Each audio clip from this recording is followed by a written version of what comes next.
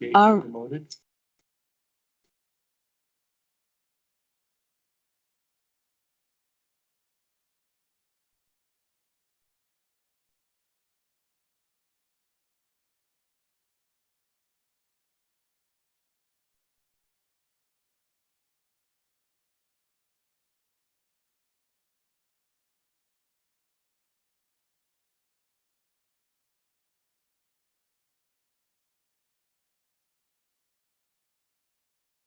morning.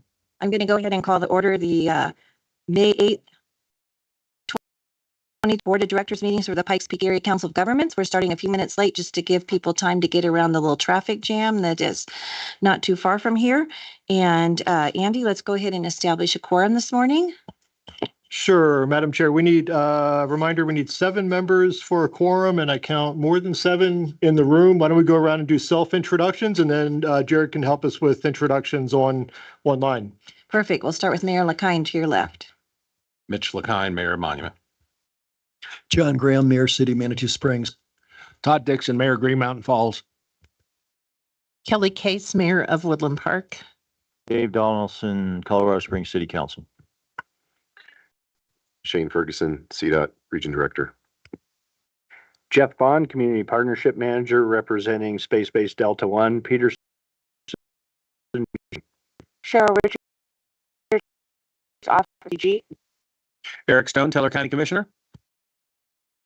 Holly Williams, El Paso County Commissioner. Stan Vanderwerf, El Paso County Commissioner. And online, Jared? Jared has moved there. Forgot Yes. Jared moved back there. Okay. So we can start first with Councilmember Lynette Kroll Iverson. Commissioner Dick Elsner. Dick Elsner, Park County. Trustee Wolf Shaw from Rima. I'm here. And from an alternate from Monument, Councilmember Steve King. Steve King, Mayor Pro Tem Monument. And that's all the members we have online. All right, thank you. And I am the chair, Sharon Thompson, Mayor of the City of Fountain. No, Andy, we might have to move you up here. Can complete Mayor's Row over there or something, you know? No. You just promote him. There you go. All right. And if as long as he gets our salary, right? All righty. First item we have on is item 2 for the agenda approval. Do I hear a motion for that? So moved. I'll second John Graham. Okay, we have a motion and a second. Any deliberation over the agenda? Seeing none, all in favor say aye. Aye. Right. Any opposed? Okay, the agenda passes. And I just noticed another council member guest in the gallery over there. We have Laura Chronic. All right, from Monument. So, all righty. Welcome and thank you. Okay, it takes us on item 3, introductions and public comments and presentations. Item A, PPAAA Older Americans Month Proclamation. Mr. Barker. Thank you, Madam Chair, and good morning, Board of Directors. Jody Barker, your Area Agency on Aging Director. It is my honor and privilege today to share with you this resolution. This is Older Americans month of May, in which we recognize our older adults and their influence on every facet. So I'm going to read this into the minutes, and then we will have request signature by Mayor Sharon Thompson as chair and Mayor Kelly Case as secretary. And then we will do a quick photo op and continue moving through. So resolution by the Pikes Peak Area Council of Governments Board of Directors recognizing May 2024 as Older Americans Month. Whereas May is Older Americans Month, the time for us to recognize and honor the Pikes Peak region's older adults and their immense influence on every facet of American society. And whereas through their wealth of life experience and wisdom, older adults guide our younger generations and carry forward abundant cultural and historical knowledge. And whereas older Americans improve our communities through intergenerational relationships, community service, civic engagement, and many other activities. And whereas communities benefit when people of all ages, abilities, and backgrounds have the opportunity to participate and live independently. And whereas the Pikes Peak region must ensure that older Americans have the resources and support needed to stay involved in their communities, reflecting our commitment to inclusivity and connectedness, and therefore be it resolved, we as the Pikes Peak Area Council of Governments do hereby proclaim May 2024 as Older Americans Month. This year's theme, Powered by Connection, emphasizes the profound impact of meaningful interactions and social connection on the well-being and health of older adults in our community. We call upon all residents to join us in recognizing the contributions of our older citizens in promoting programs and activities that foster connection, inclusion, and support for older adults. Resolved, approved, and adopted by the Pikes Peak Area Council of Governments this 8th day of May 2024 in Colorado Springs, Colorado. We just ask for the approval to continue with this resolution. Commissioner Williams, I move to approve. I'll second. Case. Okay, we have a motion and a second on the resolution. Is there any discussion on it before we vote? Any comments? All right, seeing none, all those in favor say aye. Aye. Any opposed? Thank you so much for everything you guys do. I know you are a super busy department, and the changes going on federally and statewide keep you guys on your toes, and you do your best to keep everybody apprised of everything. So thank you. Thank you so much for everything you do. Thank you so much. We'll take a brief moment and get signatures and a photo, if you don't mind. Thank No you. problem. Okay, come on down, everybody.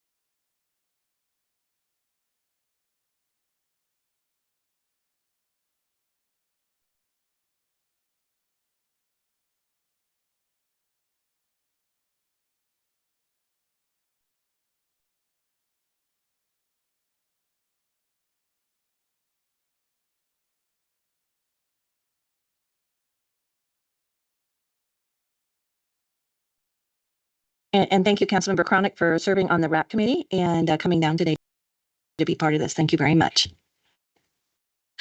All right, that takes us on to item B, public comments. Public comments can be made before or during the meeting. Public comments during the meeting is limited to 3 minutes and can be done at the meeting location or remotely by using the posted Microsoft Teams link. Individuals are encouraged to notify the meeting organizer at before the start of the meeting with the agenda item they would like to comment on. Public comments can be submitted before the meeting via email for distribution to committee members. Jared, do we have any emails that were submitted? Madam Chair, we did not receive any advance public comments that we would have submitted to the committee beforehand. Okay, thank you. Is there anyone in the gallery that would like to make a public comment today? If so, please step down to the dais and state your name for the record.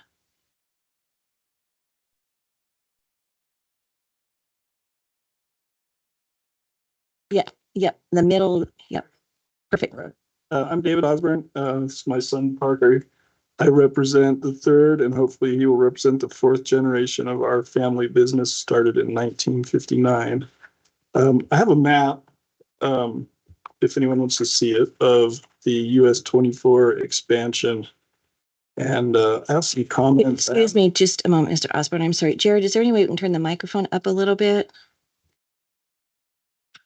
Is this the US 24 expansion over by Garrett Road? Yeah. Thank you. Does anybody want to see a map, or? If you want, hand it on to person on the side and we'll, okay. Thank you. Jared will get that posted as well for those who are online.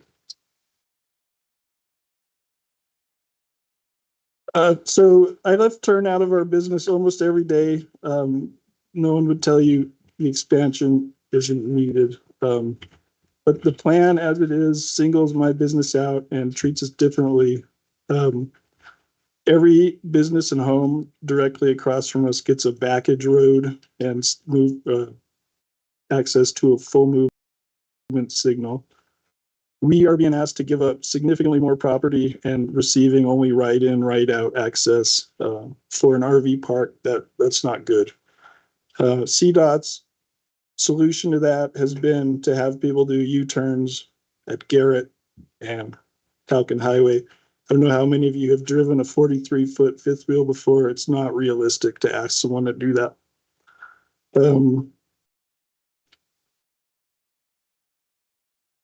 What we're asking for is access to the Highway 24 Falcon Highway intersection with the signal there.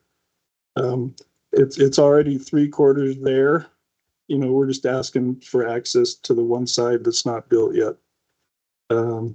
It'd give us a lot safer and controlled entrance to 24 than even the right in, right out would, because you're still going to have big, slow vehicles pulling out on the highway. And at 2 or 3 lanes, those guys are going to be moving. I haven't presented this option to anyone, including the CDOT engineers I've talked to, who didn't say that it makes a lot of sense. So I'm asking you today for your help to make the leap from sense to reality. The excuses I was given at our last meeting were that CDOT won't do this for a single business and that it costs too much. This despite the fact that it's in the future plan, as you can see by the dotted line. That future plan relies on expansion, development out. You know, that's what CDOT was suggesting. That's who would pay for it. But with the expansion of 24, I don't see that happening for a long, long time. You know, cost, I was told it costs too much. You know, how much is the cost? I wasn't able to get an answer for that. You know, can we not build it now and collect it when development happens? I mean, I really don't feel like we're asking for a whole lot here, you know, compared to what we're giving up. We're going to be losing our gas pumps, our propane filling station, and up to 7 RV sites that are ongoing sources of income for us and sales tax for you. The business supports 6 full-time employees and 3 part-time. Mr. Osborne, your time is up. If I could get you to wrap it up, please. I will wrap it up. Thank you. We provide the cheapest propane probably in the county, so our neighbors all over eastern El Paso County can heat their homes, shops, and barns. We survived Walmart and Safeway. Please help me survive CDOT. This plan endangers everything my family has been building for 64 years. Thank you very much.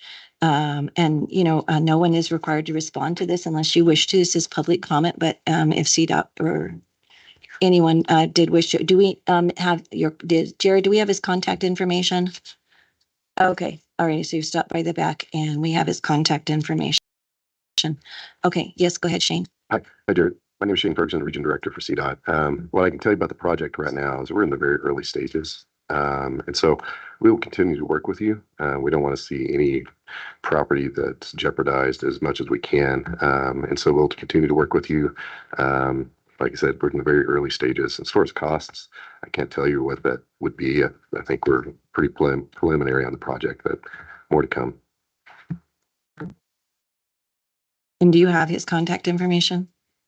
Get it from Jason. Okay. Or Jared, sorry. Okay. Thank you. Awareness, Commissioner Parsons from the Transportation Commission also has her hand raised. Oh, thank you. Commissioner Parsons?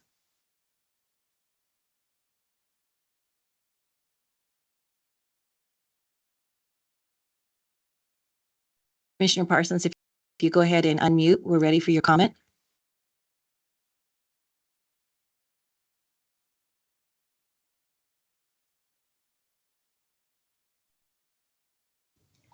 Okay, there I am. Can you hear me now? Sorry about that. Yes, there you go. Okay, thank you. I just apologize for joining late, but I did catch a portion of that and also wanted to second Director Ferguson's remarks on that. I am on the broadband committee for CDOT, and just want to be clear how I absolutely understand the pain point of this. And because we've all talked about this before, that the Attorney General's office mentioned that we would, but this is a requirement for charging fees. But one of the things I just want people to know that CDOT as commissioners are very committed to having staff report to us on all of the fees that are charged, the hardships that are created, and all those things. So I do want everybody to know that we see this as an ongoing issue from a policy standpoint as well. So I just wanted to say that I appreciate you bringing your comments, and that we definitely want to continue to hear more about the impacts, and we will always take that into consideration as a commission. Okay, thank you. And if you need his contact information, you can also get that from Jared here at PPACG. Thank you so much. All right, thank you, Mr. Osborne, for coming in today and expressing your concerns. That was a project personally I'm not familiar with, so thank you. So, all right, any other public comment from anyone in the galley? Okay, seeing none, that will take us on to item C, military installation reports. And we do have, let's see, Melissa Porter, Director of Staff, 10th Air Base Wing online. Please go ahead and unmute yourself. Yes, good morning. Can you hear me okay? If you could turn your mic up a little bit, maybe.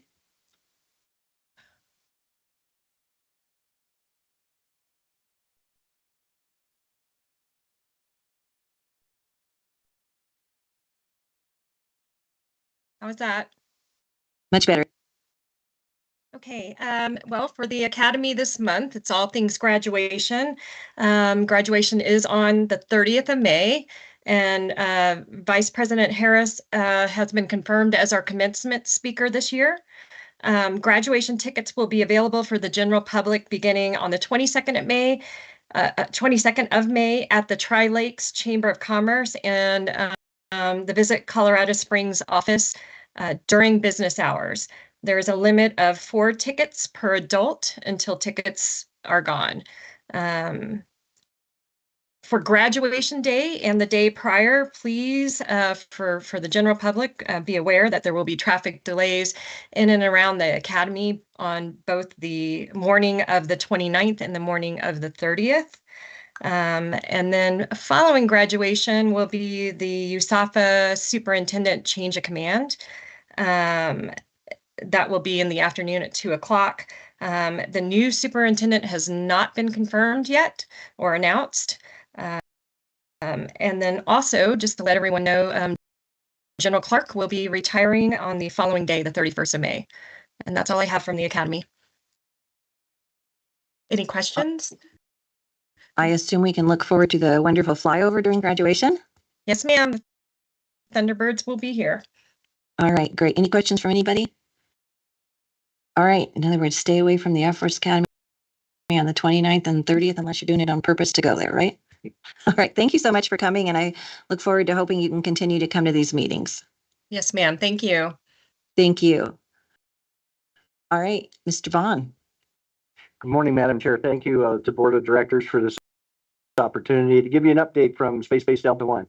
A few things on our radar is the upcoming Military Installation Resilience Review Policy Committee. We've named Dorothy Choate to be the representative for Peterson, Schriever, and Cheyenne Mountain, and wanted to thank the PPACG for leading the initiative for the MIRR. It's very important for the stormwater, floods, wildfire, and potential tabletops with the stakeholders. So thank you for all that you've done to support that. On April 10th, the EPA announced the publication of new maximum contaminant level for PFAS in drinking water. What I can tell you on that is the impact of the new MCL is currently under analysis by the Office of Secretary of Defense and the Secretary of the Air Force, their installations and environmental divisions. The standards could potentially influence the cleanup standards for Peterson, Schriever, and Cheyenne Mountain. But I also want to add that the MCL does not affect the continued support already implemented for Security Whitefield, Fountain, and Stratmore Hills drinking water systems. Moving on, the Space-Based Delta One leadership attended the April 8th Association of Defense Communities Conference in Washington, D.C. We really appreciated the communities who supported that event as well. The October conference in San Antonio just opened up the registration and the rooms at the hotel, and we're looking forward to continued participation with our community leadership. Peterson Space Force Base's North Gate has been closed now for about 3 weeks. Traffic flow in and out was a bit of a challenge, but we want to give our sincere appreciation to Colorado Department of Transportation and the City of Colorado Springs, who worked with some traffic light timing issues to help facilitate the entrance and egress of our employees, and that was very helpful for that, and we hope it'll continue for the next 5 more months. And finally, Space-Based Delta One leadership met with Colorado Springs Utilities last month to start some initial discussions regarding energy resilience, and we're also going to be meeting with the Colorado Springs Airport leadership tomorrow, just to bring our leadership together for some discussion points. Pending any questions, that's all I have to brief. Thank you. Any questions for Mr. Bond? I just would like to reiterate once again, since PFOA seems to just keep coming around. Fountain did make a commitment years ago to have non-detect levels at all our wells in Fountain, and that is continuing to this day. So the water in Fountain is safe and to drink and to use for whatever you want to use it for. So, all righty. Thank you very much. And good relationship between Fountain and the Air Force Academy. Air Force Academy has been great to work with on this, so thank you very much. And that's a lot of that attributed to you, so thank you, Mr. Bond. So, all right, it takes on item 4, the consent items. We have items A, B, C, and D. What would the board like to do with the consent agenda? Madam Chair, I move to approve the consent items as presented. Second. Okay, we have a motion and a second. Is there any further deliberation on the consent items? Seeing none, all in favor say aye. Aye. Any opposed? Okay, that takes us on to item 5, action item. Item A, funding recommendations for AAA services. Mr. Barker. Thank you, Madam Chair. Good morning again to the Board of Directors. This is, excuse me, this one. I have the honor of being able to actually access the new telecoil system here in the room. You may see signs. This is a off topic, but if I stand here and talk in the microphone at the same time it's talking to me in my ears, that's a little challenging. But it is wonderful to be able to sit back there and hear everything with such clarity. So we'll share more about that later. But today I bring before you our next annual allocation of funding recommendations and requests for approval. As you know, we receive our Area Agency on Aging funding allocations annually. This year, so far, we have not received those allocations yet. We're anticipating receiving those from our state administrators later in May. And so for us to continue moving forward to be on track for July 1 contract start date, we used last year's numbers less some funding that we know is expiring this year. And so we used the figure of $5,543,409. We put out RFP for, that is the request for proposals, out to the community. And we had our 16 of our current 17 providers apply for funds. We also had four new applications or new applicants, 3 of which are on your recommended funding allocations forms there. What we have done, because we knew that we would be losing funding overall, a question had come up a year or so ago when I was giving this same presentation about the possibility of allocating some of our allocation. Now, there are both federal and state administrative funds that cannot be used on programs. However, we looked at our own budgets as a way to spread some of those funds out to our providers. So the recommendations you see before you account for $3,450,691 out to providers. This is movement of some of our program dollars to them. We're going to tighten our belts here a little bit. But using the 4-year plan that you all approved last year and was approved by the state mid-year last year, we know that there are several really high-level priority levels, including transportation and nutrition services. So we have allocated additional funds into those two areas. The Older Americans Act also does allow us, it does have very specific, you must do these services or find contractors for these services. And then there are some additional services that are niceties, but not mandated by the Older Americans Act. Through the recommended funding allocations, we did remove some of those so that we could increase funding in those high-level priority areas. As I mentioned, this funding recommendation does recognize 16 of our current contractors. 1 did not reapply, and 3 new.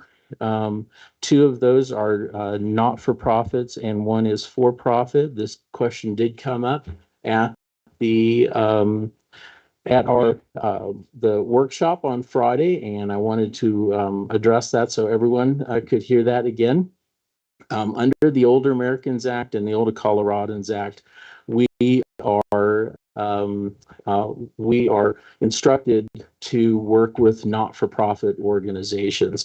However, in the case that a service cannot be provided by a nonprofit, or there is no nonprofit providing that service within that service region, or no nonprofit applies for the funding, we may seek out a for-profit who can provide that service.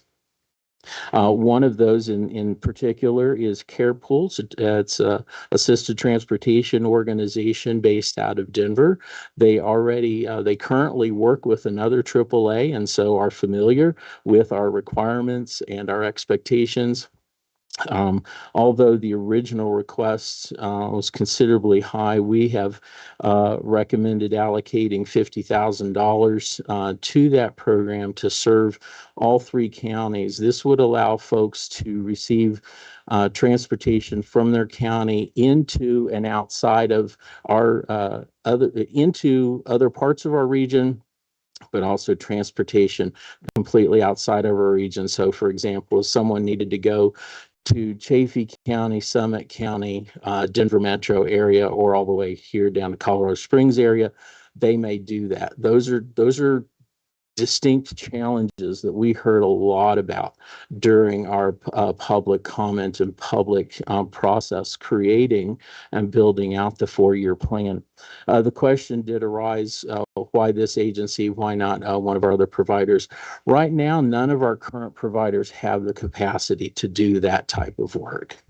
And so this has been a very well thought out approach to making sure that we can provide this service. How it will ultimately happen will most likely, due to some questions that came out in a public comment letter submitted from one of our transportation providers, is really that we will manage that through our voucher system. This allows for clients who may need this service to do what's simply called client choice. It means that we will give them options that we're already contracted with, or through their neighbor to neighbor service, such as in Park County, and they'll be able to access the service of their choice and be able to have that service covered through the voucher program. So we're still working out some of those details, but all in all, we feel it is a good opportunity to pilot something that we've never had opportunity to do before, especially for our rural clients, our rural areas, to get folks to the services that they need across those county lines. Now, even within our region, our providers that we currently contract with are really great about communicating with one another. If let's say someone in Lake George on the Park County side of Lake George needs to access services in Teller County, our Teller County Senior Coalition, or folks up in Cripple Creek, are just really great to work with one another, and they make sure that that client's needs are addressed. So we already have that working well within our 3-county service region. This gives us an opportunity to expand that out to those other areas. So the recommendations, just briefly, how this overall works is that after the RFPs are received, the staff across AAA and finance department go through all of the requests. We determine how that aligns with the 4-year plan. We then provide all of that information to our technical review subcommittee members. They are the subcommittee members of our Regional Advisory Council. They get all of that. In fact, the stack that you may be able to see back there on my at my seat, our RAC members get all of that, so they can see exactly the requests that we've been working through. They then sit with us, and we go through all of those requests, manage the. We have a lot of great conversation and good questions, and then we submit those. So we've already gone through a multi-month submittal process. Because of how this ties in with FTA and PPRTA funding as well. We take a holistic approach on the transportation side to make sure that we have the appropriate funding allocated. Those go before the RAC. The RAC did, in fact, it's gone before the RAC twice, and most recently, at their April meeting on April 25th, it was passed, recommended to go before you for final approval. Now, as I mentioned, our state and federal allocations have not been received yet. We did hear on Monday that we may see those by the end of May. However, because we've been here before at this point, not having received our allocations, we have enough information that we can go ahead and start the contract process. In fact, it's been going on, but get these contracts continuing so that we can be on track. I'm excited to share that the long bill did pass. There was a $2 million statewide increase for state fund for senior services. Rough numbers, we expect around $200,000 to be part of our allocation, but we're not counting on that until we see our actual allocation from the state. However, if that continues through that process accordingly, that is where we're recommending funds for these 3 new providers come from. If the long bill had not passed and there were no funds for senior services, we would not be able to bring on these 3 new providers. So I do want to clarify that as well. As I mentioned, we did receive the public comment letter after the recommendations and the recommendations were released for both review by the Regional Advisory Council and the TAC. And that has, we've had a lot of great conversation, robust conversation at times, but we are very cognizant of the concerns. And like I mentioned, we've already started adjusting how we may use those funds so that we can maintain appropriate control while yet still giving our clients the choices that they need to get to their doctor's appointments. And so with that, the request today is for review and approval of our funding allocation recommendations contingent on the actual number that comes from our state and federal administrators. Today's allocation, as I mentioned, is $5,543,409. Depending on what happens also at the federal level, if there are increases or decreases, all of this would be adjusted proportionally up or down. So with that, I will close up and ask for any questions. Okay, are there any questions? Yes, Commissioner Van der Werf. Yes, thank you very much. Just kind of at the bottom of the page there, the two organizations, one the Brothers Redevelopment and the other one is the Colorado Springs Fire Department. Mm-hmm. And I believe these are contracts for mobility services. Is that correct, or does it expand beyond that? No, neither of these are mobility services. For Brothers Redevelopment specifically, this is within their evidence-based promotion. So it's a high-level, high-touch case management service that gets them connected with their internal as well as external services for folks. The city of Colorado Springs, their fire department is also a high-level case management system that allows for those who are low income, indigent, or could become homeless to receive some additional case management and other services through the fire department. That is actually currently. That is specifically the fire department's program that they call APP, or Aging in Place program. These services are pointed to those individuals who already have high touch, high contact with the fire department, and allows them to do some additional case management and referral services. So the four that applied that are new. Now, we did contract previously with Brothers Redevelopment.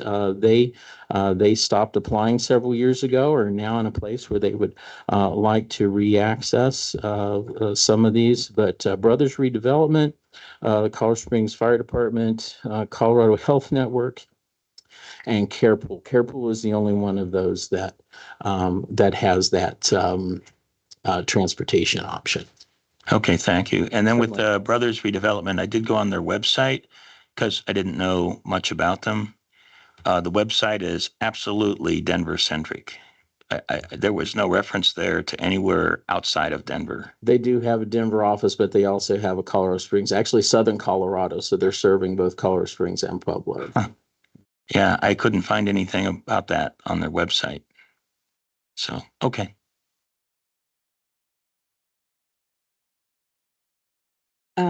Yeah, I don't know if Councilmember Donaldson has the ability, but potentially to reach out to me with more information on the CSFD program. I'm kind of concerned about that really, really large ask from them for PPACG. So if you could maybe find out some about and then reach out to me. Also, if I may, that does represent the entire program. When we reach back out to these three providers to say, we can't fund the whole thing, this is what we have set aside. In fact, Steve over at CSFD, who we've been working with, simply said, Jody, it's like a game of Tetris. We take this funding, and we put it together, and based on the funding, that's how much work we do. So I get that. It's a very large ask, and there's no way we could do that. I was sitting on the opioid council, so I can give you an idea of what they do. And it's not related to opioids, but with opioids, I don't know what this proposal is specifically related to, but with the opioids, they find that if someone has accidentally taken too much or tried to overdose, that if they have a follow-up team that goes back out to the house the next day and starts to train them about the opioids and follows up with them on a regular basis. And so sometimes the first day they actually go to their house, but then they just do phone calls and stuff. These are probably high touch seniors, such as those who live in my neighborhood. We call it the nighttime pajama neighbor talking party, because when we hear the fire truck, we all come out in our pajamas to see who is it stopping at. But sometimes if you have a high touch person living at home and they have multiple calls out to their house, that's probably something that they can follow up with by sending out a less visible, less expensive method to keep track of how they're doing after their follow-up with the hospital. So. Thank you. And this is, as I mentioned, this is specifically their Aging in Place program, which allows some additional resources to folks who may be in danger of having to be removed from their home or not having access to services. And so those specific staff members are trained to recognize the needs of those individuals. Sometimes those extra steps are needed. So. Yeah, Councilmember Donaldson. Yeah, Madam President, I would just say, at a very high level, I think what this money would be spent on is when EMS gets called to a location a couple of times and they recognize this is an elderly person, if we could help them with their appointments, do other things, maybe it's even things in the house, we could prevent them from calling EMS frequently, ending up in the ER when that's really not what they need. They needed something to prevent that, right? So they don't fall in their home, whatever it is. And so looks like it's case management. It would be along those lines. I can have the guy who runs that program give you a call though, if you would like. So what you would like Yeah, that'd be to great. discuss it? Yeah. Okay. I think guess you get my the thoughts general are idea, right?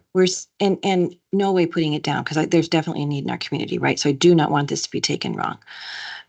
We have developed the co-responder teams. We call it a beacon team in our area. And that is what our co-responder teams are doing when we have these calls. They're going back in, they're doing case management, follow-up, getting some of the things in place. So I'm just looking at it like, are we double doing what we're doing? And are we funding co-responder units over here that are already doing it, and then we're starting a new unit over here? So I'm wondering where the interface is and making sure that we're not I think the idea is the Yeah. co-responder team goes out and assesses it and realizes we don't need to be coming out here with medical capability. They just need someone to do some case management. So why don't we have some people who simply do case management? They're not going to treat anything. They're just going to help them get the kind of appointments they need to have their issues dealt with, or maybe some kind of assessment of the home, different than a call for someone who's disoriented or is having a mental health, a mental health issue, right? Right. Then you would have a medical response to that co-responder team.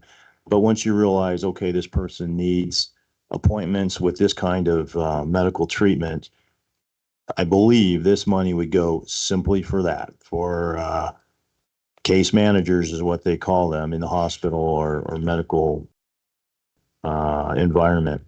So, the only thing that strikes me on this is our chief, Colorado Springs cut the operations and maintenance 3.4%, and everybody stood in front of us on council and told us that we're fine, that we're going to be good with this cut. So they would probably want this anyway, but right. Well, apparently we're not 100% I would love fine. to potentially see this looked at as maybe a pilot program that something potentially be addressed regionally then. I mean, we all know there's a huge issue, right? With Okay. people doing follow-up appointments. Yeah. That's why we supported the virtual care and during when it was in the state this year, because we could see the need for Medicaid patients and the follow up and their, stay in their homes longer. So I would love to see it looked at something that maybe, like I said, maybe it's a pilot program. I do have a hand online. I just can't tell who it's You know from. what, if I could, Madam President, I'll just say this. When I used to work as a physician assistant, a PA, and take care of patients, medicine is so confusing now. Absolutely. When you send a patient out of your office with 3 referrals, and it's so tricky, and insurance gets involved, and it's so complex. A very valuable person in the hospital or in the clinics are the case manager nurses, and there's only a couple of them, and you only use it for the really tricky patients, right? The ones that are going to have unusual kinds of appointments or lots, but they're really great as a provider if you can have your patient taken care of by a case manager, because patients, this is the first time they're ever trying to navigate this usually, so it's extra confusing for them. And these case managers kind of know, okay, this is the number you call, this is the good providers, this is where you can get this. So in theory, this is I think it's a good idea. Where should it be housed? Is a fire department the right place to be doing this? Is public health the right place to be doing this? Different question, but that's the general idea of what they want to do. Thank you. Okay. This is Yeah. probably one of the most high level case management groups, especially with a very specific group of folks who Yeah. need this. So I can almost I like your guarantee you- idea of the pilot. Yeah, I can almost guarantee you 2 of those 3 referrals that you're going to give out, my insurance wouldn't take them, right? So now you're back to the routine, and it gets very frustrating. Whose hand is that online, Jared? That is Trustee Shaw from Rama. Okay, go ahead and unmute Trustee Shaw. Shaw? Yes, this is Mayor Pro Tem for Town of Rama. On this whole matter of with the EMTs having to make multiple trips and everything out, my girlfriend was born with a heart condition. She's in the last few years, she's incurred neurological conditions. So, this whole medical thing, I've been getting very, very well versed with over the last few years. And just last year, I had to quit my job. I am now a stay-at-home caregiver because she needs constant care. In the last month, we've had to have the EMTs come out to the house 3 different times. 2 of those visits from the EMTs, we believe, with even a doctor confirming that, could have been avoided if we could have got her into her cardiologist for a regular appointment. There's more to this problem of people getting help with healthcare than just the EMTs coming out. I mean, the ones that came out were super. They were great. They were on the spot. Don't hesitate to call. We'll come out anytime, regardless whatever you need. They're very supportive. I totally appreciate that. But there's more problems with the medical industry that we're having here in Colorado. And this is a statewide thing. I've had a lot of experience with this in the last few years. Trying to get in with her cardiologist that she's been established with for many years is sometimes seems to be impossible. Scheduling keeps getting pushed out. They're overbooked or whatever the reason is. I really am not 100% sure to really comment on. But point being, those EMT calls coming out could have been avoided if she could have been able to get in to see her cardiologist. So I know we're not the only ones experiencing this.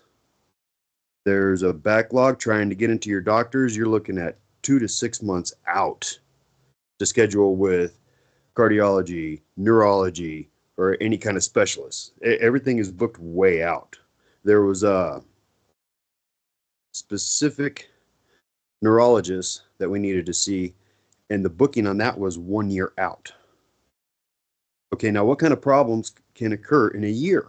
Well, an awful lot of problems, and if we had a better response on that to where the doctor's office aren't pushing our appointments out so far, a lot of those EMT calls would be unnecessary. They wouldn't happen. So if we're talking on this subject, there's a whole other avenue that needs to be a focal point that could deflect a lot of these EMT calls. So yeah, I don't think it's a simple thing as funding for the EMTs. I mean, that it's being overwhelmed for another reason. These doctors' offices are, I don't know if they're just overbooked or playing golf is more important. I really don't know. I can't say anything specific. William Shaw. Yes. Oh, no, we were just trying to look at hands online. I do want to have it noted that Commissioner Brimmer has joined our meeting. So thank you, Commissioner Brimmer. So Commissioner Williams, I'm sorry, were you through? Pretty much. There's a Okay. whole other avenue to this that we need to keep into consideration on this. It's not just the EMTs. They're doing their best. They've been great to work with. You know, I've got compliments on that, but there is a bigger picture to that, and just keep funneling all this, funneling more money into the emergency response teams, I think can be avoided if we had, more work on our healthcare system here in Colorado. I called Kansas and they said, oh, well, your appointment, to get in here for a consultation, well, it might be pushed out a little ways. I was like, well, how long? It was a 2-week wait. Here, we're lucky with established providers if we get in 2 months. So Colorado has a big healthcare problem. Yeah. And that's really all I got to say on that. Thank you for your time. Thank you so much. Commissioner Williams? It really starts at the federal level, moves down to the state level, but our state legislature and our governor, when they raise the minimum wage level, I have a simple imaging X-ray exam scheduled that I can't get into because the Penred laid off of a whole bunch of their staff. It just, the health problem is deeper than we can solve here. Don't get me started on the dental problem. Yeah. I am still in the trenches with that. Weeks to Sorry. get weeks. Your face is this big. Weeks to get an appointment. Yeah. Unrelated comment. Okay, moving on. All righty. I do have one comment on page 26 of them that I know we discussed Friday. The YMCA of the Pikes Peak region, money. I've asked, where that goes, right? And you essentially said, they are passing it through to the Colorado Springs Senior Center. Is that correct? Correct. The And YMCA, I would ask that the document reflect that when we record this, that's where that money is going, so that when we are looking at how much funding individual entities are receiving, that we get the full picture. I think we all get a little frustrated with money going from hat A to hat B to hat C. And I think we just need to be really, really transparent on. So when we're looking at Colorado Springs Senior Center funding, I'm not picking on them. They just happen to be the one here. We really have a true picture of how much money they have received through various agencies and various sources of funding. Thank you. This comes right out of our contracting system, which uses their legal names, but that has been heard, and we will make efforts to either adjust that within the contracting system, or on our reporting, we will add their DBA, because in this case, as I mentioned, the YMCA of the Pikes Peak region is the operator of the senior center, owned by the city, but the program, this evidence-based health promotion program, which is a program approved by the National Council on Aging, which is where the federal funds come into place, it goes to the Colorado Springs Senior Center for their evidence-based Tai Chi mastery class, aging mastery class. So we will adjust. We'll figure out what that needs to look like for future recording. We may have to handwrite that in for this one, but we will make sure that that becomes a part of the official record. We have a couple others like that. Invita, theirs comes up as their disability services entry, which is their legal name. So we will look at what we need to do to adjust that. So thank you for that. Sure. Thank you. Okay. Any other comments? Madam President, Oh, yes. I just want to be sure that my ears didn't play a trick on me, and I actually heard evidence-based Tai Chi class. Correct. It is. Yes, it is an approved evidence-based program. It's actually used the Tai Chi movements for better balance. So yes. Better balance to keep them out of your office, right? So they don't need the referral, right? And my city council office doesn't take patients. I'm good. Your former office. All righty. All righty. Okay. Thank you very much. Okay. Any other discuss? It's been a good discussion. And I think we all know it's just a huge issue. I'm not picking on anybody, but I'm just the one that believe it or not, I was really shy in kindergarten. So obviously I outgrew that, huh? So, all right, thank you. What would the board like to do with the funding recommendations then for AAA on item A? Mayor Dixon, I move we approve the funding recommendations for AAA services. Second. Mayor Rowe has made the motion and seconded the thing. I'm feeling a little lonely not being over there. So thank you. Do we have any further deliberation on this? I don't see any hands raised online. Okay, seeing none, all in favor say aye. Aye. Any opposed? Okay, hearing none, the item passes. Item 5B, funding recommendations for FTA contracts post public comment period. Laura Cruz.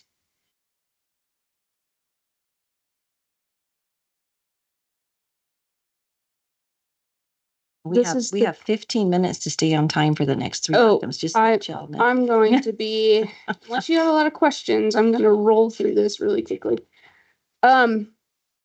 This is the time that we give out money, so I'm following up on Jody's agenda item. So we distribute Federal Transit Administration funds for individuals with disabilities and seniors. And this funding is called FTA 5310 funding. We took over this program from MMT back in 2021.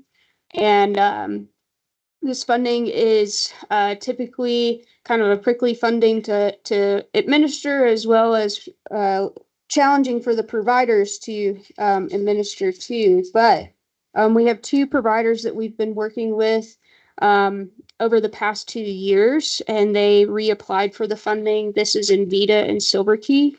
Invita and Silver Key had requests of $1,093,183.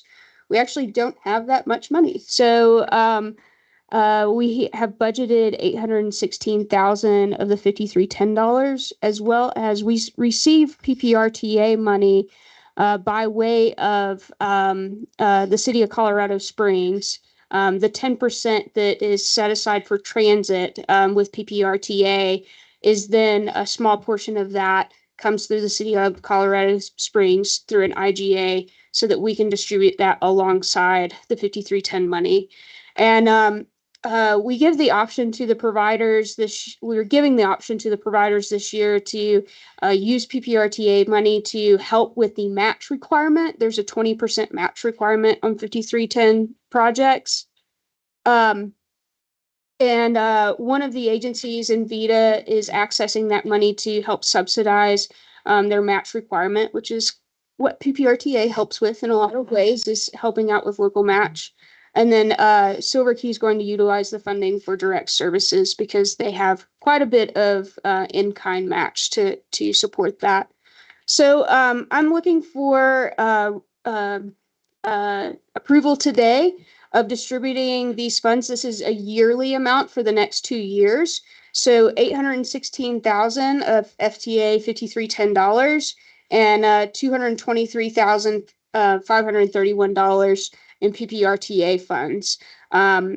Both of the agencies are unique. One, Silver Key serves primarily just seniors. Invita serves the population that is under age 60 as well, that has disabilities. And the 5310 funding and PPRTA funding is unique in being able to serve those that are under the age 60.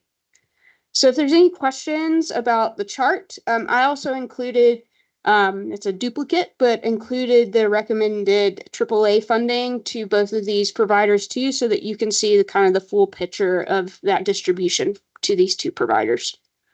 And this money can only be utilized in the Colorado Springs urbanized area. So that's really our kind of NPO boundaries that the funding can be used for. I have a question for Andy. I just thought of this. My son receives rides from Invita.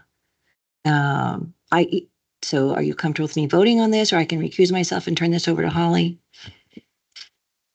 No, I think you're fine. I mean, having disclosed it, that's fine. You don't benefit financially. I mean, you benefit from the service, but I believe that's fine. you don't have an ownership interest in Envita or No. any service providers. So yeah, you're fine. Okay, all right. Okay, thank you. All right, just looking for approval of Any this questions or distribution. comments? Okay, seeing none, what would the board like to do with this? Commissioner Rowe, Commissioner, move approval. Hazel second. okay, we have a motion and a second. Is there any further deliberation? Seeing none, all in favor, say aye. Aye. Any opposed? Okay, motion carries. Thank you. Thank you. All right, that takes them on to item 5C, Comprehensive Economic Development Strategy Update, Mr. Rochette. And I'm going to turn the meeting over for a minute here to Commissioner Williams. Madam Chair, board members, thank you for having me here. Last December, you all approved of our SEDS document, Comprehensive Economic Development Strategy. We then sent it to the Economic Development Administration and the Colorado Office of Economic Development and International Trade. They came back with some suggestions on reforming it so that it read better, and it's not a surprise. It was economists that wrote it in the first place. So we had three people from our steering committee. We had Natasha North, Katie Plutz from El Paso County, and Rachel Maxwell from Exponential Impact. They worked it and they made it fantastically much better than what it was. And therefore, we're bringing it back to you for your reapproval. The only substantive change we made, we added almost a page of documentation and information about the Fountain Rail project, and another almost full page of strategic planning that UCCS is undergoing. So we beefed it up, but essentially it's pretty much the same document, just reading much better and organized much better. So we're just bringing it back to you for approval, readoption if that's what's needed, and that's about it. Any questions, anyone? Are there any questions? We've seen this item before. It's a very well-written plan. Does anyone have any questions in the room? Quick question. Okay, Commissioner Vanderwerf. What are we doing today? Are we approving the new version or are we approving it going out to public comment or are we doing both? You're approving the new version. Okay. And then it still needs to get out to public comment that will come to us later then? We did that. We had a 30-day public comment period. Was 30 days correct? Last fall. Oh, and right. we have Is there received a another limited one? comment. So since this wasn't really a substantial change, we ran this by EDA to make sure that they didn't require another 30-day public comment period. And they said they don't, it would be fine as is pending board approval. So I think we're ready for final adoption.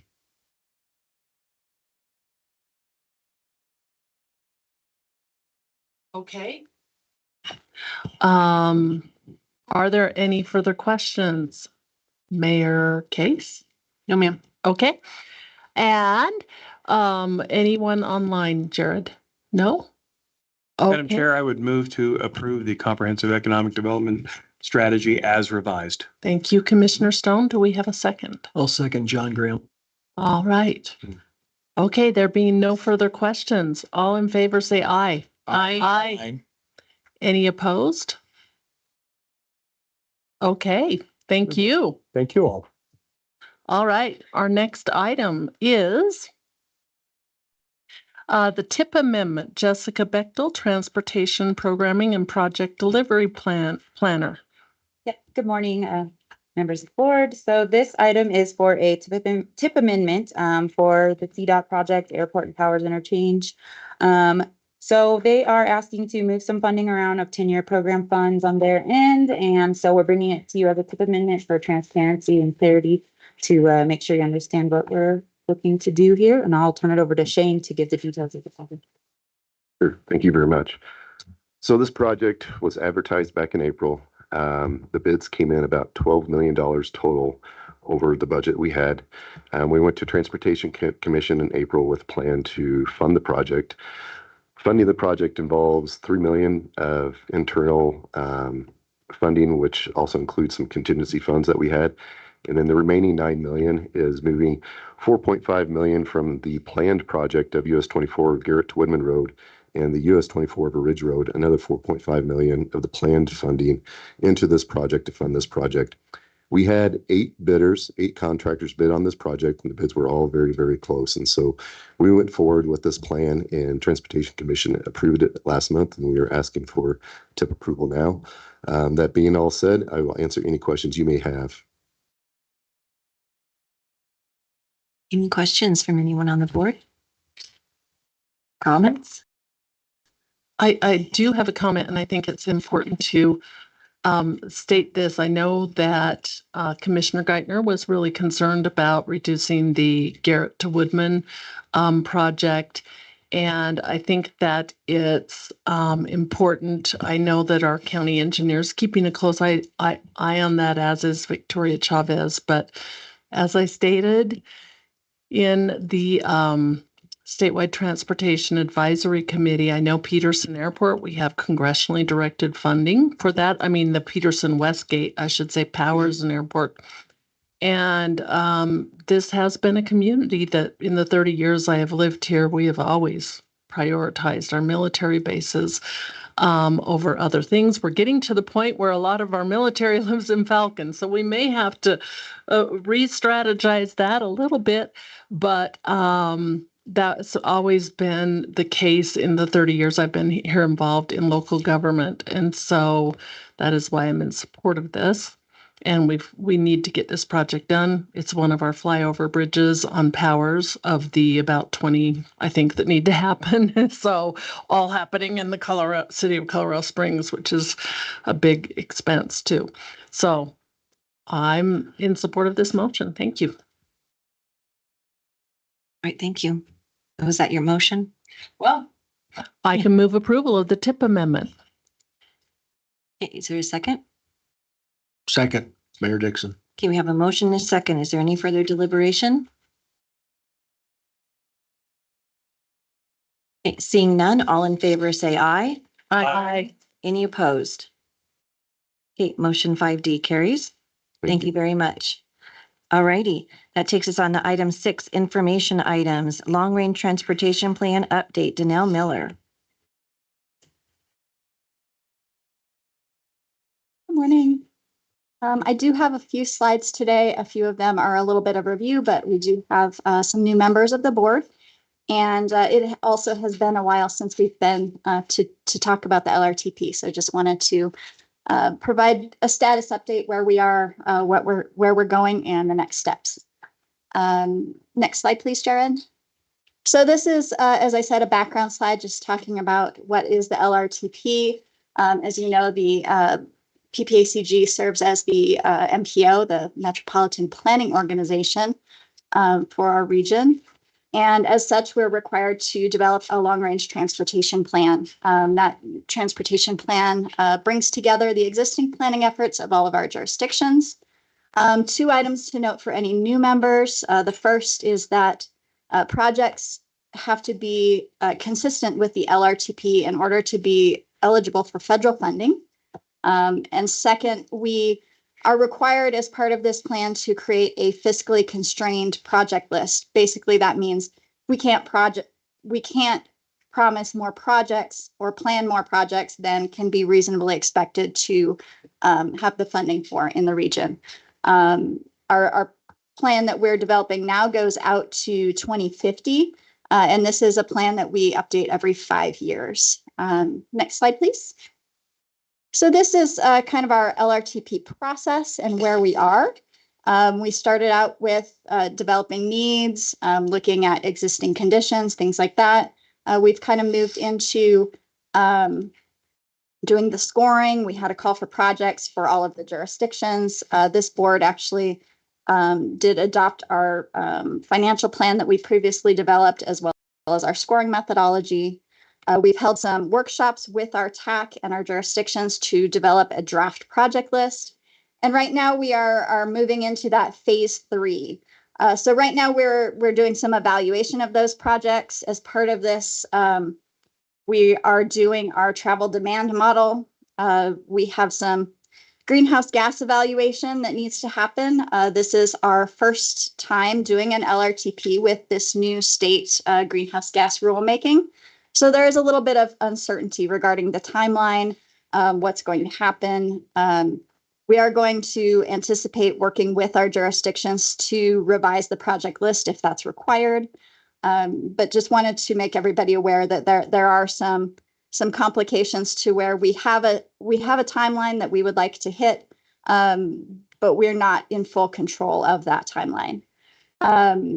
We're also, of course, developing our draft document, and we've also been having some interviews, some meetings with folks such as our military installations to make sure that all of those needs are reflected in the plan as well.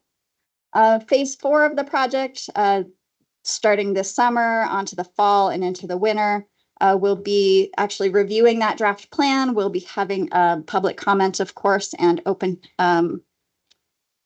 houses. We're hoping for a couple around the region to give everybody opportunity to comment. We will be bringing that draft document to this board, of course, before we go out for open house.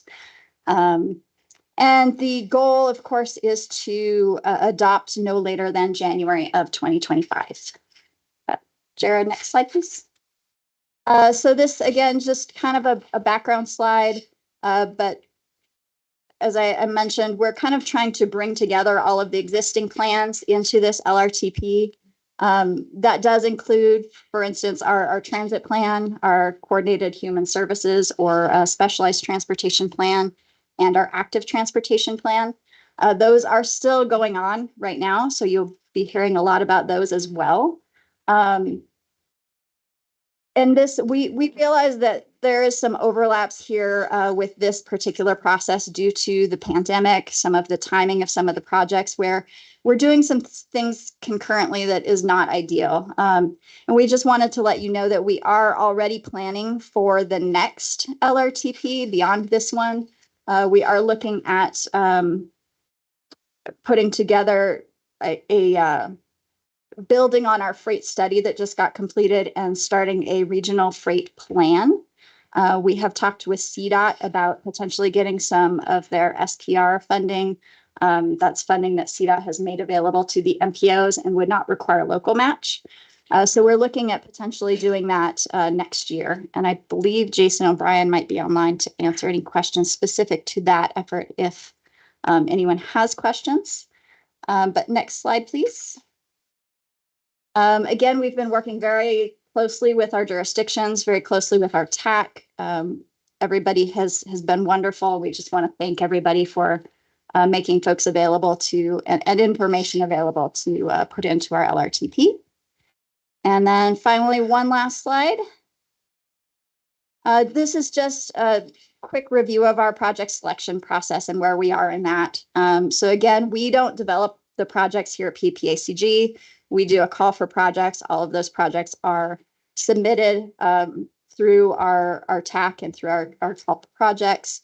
Our TAC has done those project workshop selection exercises. We do include in that not only the project scoring, but also the level of engineering expertise and jurisdictional equity that needs to be considered in that project selection. So right now we are doing that project evaluation. We will bring those through committees and finally for adoption. Just wanted to make it clear that adjustments, if adjustments do need to be made, will be with the jurisdictions. It won't be just PPACG staff. And that's really the end of the update. Just wanted to bring it to everyone and let you know where we were and see if you have any questions or anything that we can assist you with or any information that we can provide you. Yeah, I'm just curious if my jurisdiction actually provided any input. Yes. Okay. Yes, Thank you. we have talked with Becky Frank. We do have a few projects, both PPRTA and non-PPRTA projects that will be in the LRTP. And Danielle, who from Monument are you working with? Monument has been a little bit sticky because of the change in staffing. We've talked with Jeremiah Reichert. We've talked with the woman's name is escaping me because she is not the planning director anymore.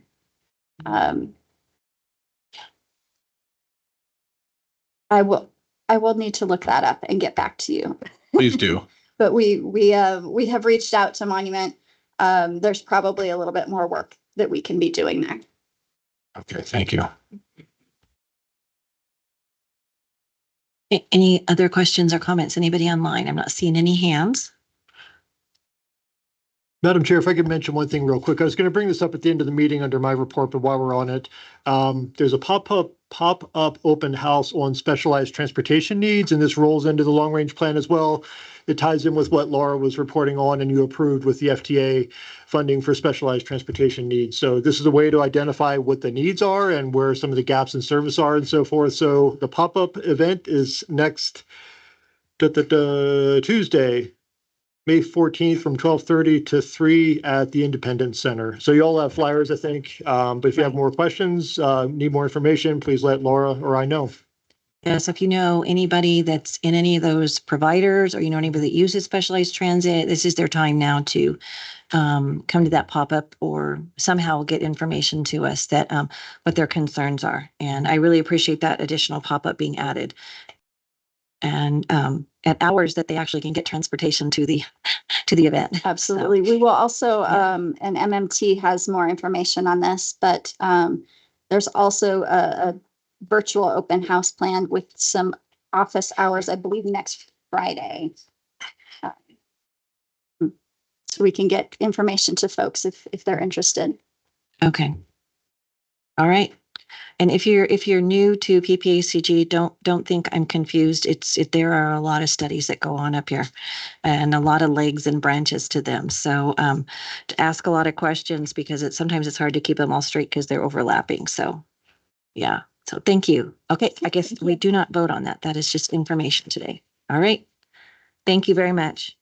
All right, Jared, legislation update. I mean, the big news is, do we all get to have a happy dance at midnight? Because whatever they want to do, they're done, right? Seen DAs. Yeah. Okay. Yeah. Yeah.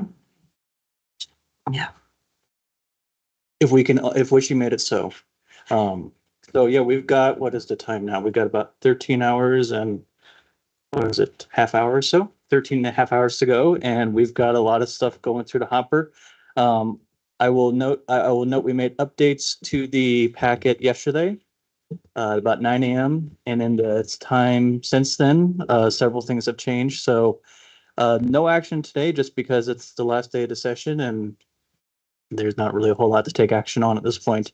I will just note, of the 10 bills we supported, we have 2 that are still active. So 2 on this list have since passed both chambers and are waiting signature. That is HB 241454. That is the 1-year grace period for noncompliance on digital accessibility that went through both chambers. And the other part that passed in the last 24 hours, both chambers, was Senate Bill 24168, remote monitoring services for Medicaid members. That still leaves 2 in the hopper. That is Senate Bill 32, methods to increase the use of transit. That is in concurrence on the Senate side right now. And then Senate Bill 174, sustainable affordable housing assistance. That is on House third reading today, and that would also need concurrence since they've made amendments on that side. And Does then, everybody understand when he says needs concurrence? That they added amendments, so now it has to go back to the original house to see if they accept those amendments. Okay. yeah, so just add some time and Right. time being a factor at this point. Yeah.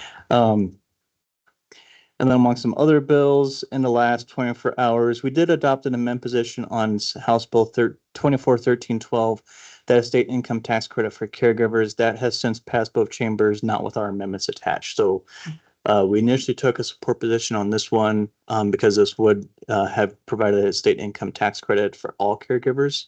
That has since been amended only to those caring for children. And the reason we were taking that was because we obviously work closely with caregivers who are taking care of older adults. So awareness on that part in terms of the bills we have amended.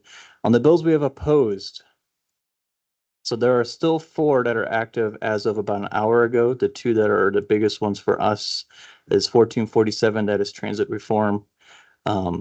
and 1338, that is one of the air quality bills. The other two bills that are still active is 1168, that was the digital compliance for everything, meeting materials.